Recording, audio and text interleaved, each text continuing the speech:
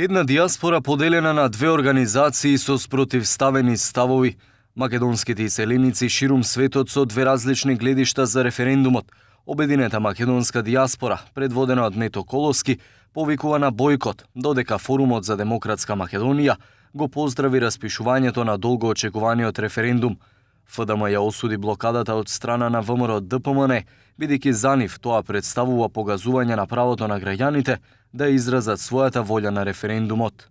Референдумот е дел од поширока визија за еднината на земјата, која не треба да врзува со поддршка за СДСМ и за нејзините потфрлања во реформските процеси, ниту пак за ВМРО ДПМН, која го критикува референдумот без да понуди јасна алтернатива. Референдумското изјаснување е можност граѓаните да покажат сопствено размислување и да донесат одлука во надпартиски контекст.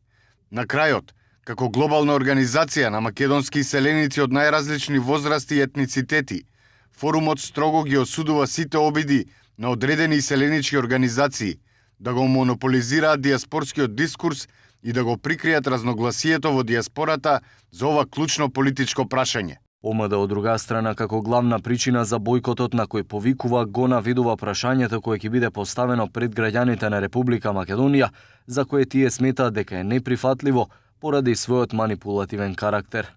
Вака поставеното прашање е неприфатливо поради својот манипулативен карактер, кој го крие вистинскиот исход од договорот со Грција, кој подразбира промена на името на државата во Република Северна Македонија и бришење на македонска историја и посебност. Воедно, отсуството на опозиција и експертската јавност при усвојувањето на референдумското прашање, како и консултативната природа на референдумот, кој овозможува политичко самоволие без разлика на јавното мислење, ги доведуваат во прашање законските и демократски стандарди на земјата. На домашна сцена пак последни кои испратија пораки за поддршка на референдумот беа членовите на група Охрид, составена од Хавиер Солана, Џорџ Робертсон, Карл Билт и многу други. Размислете, овој момент е сега или никогаш за вашата земја, за вас и за иднината на вашите деца. Вашата влада и Грција не преговараа како актуелни ривали, туку како утрешни пријатели.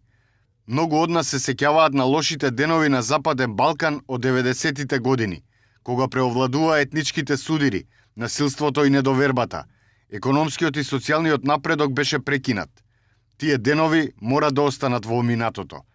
Членството во НАТО нуди сигурносна гаранција. Членството во Европската Унија ќе донесе економски раст, инвестиции, работни места и пристап до европски програми кои ќе го подобрат вашиот живот. Од друга страна пак 30 организации формираат така наречен кризен штаб за кампањата, во која ќе повикуваат на бојкот за референдумот. Во Македонија бојкотира, меѓу другите членува Единствена Македонија на Јанко Бачев, Демократска фракција на ВМРО ДПМН, Христијанско братство Тврдокорните. Тие најавија дека ќе одат од врата на врата и ќе ги убедуваат граѓаните да не излезат на референдум.